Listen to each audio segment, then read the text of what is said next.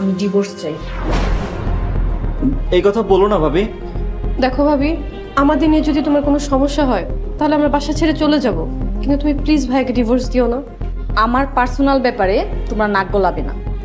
তুহিন, রাফা, কোনো কথা বলিস না। যে যেতে চায় তাকে যেতে দে। আগামীকাল বাসায় চলে এসো, যেখানে বিয়ে হয়েছে সেখানেই ডিভোর্স হবে।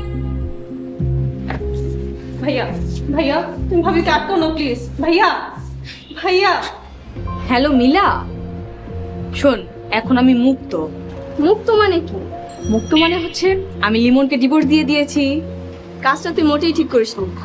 কি করব বল, এরকম থার্ড ক্লাস ফ্যামিলিতে আমার দম বন্ধ হয়ে আসছিল। এখন কি করবি বল? কি আর করব, একটা জব খুঁজে নিব, আর কিছুদিন ভাবছি তোর বাসায় এসে থাকবো। সরি দোস্ত, আমার কাছে থাকতে পারবি না। আমি তো গতকাল বিয়ে করেছি রাকিবকে। আচ্ছা রাখি রে।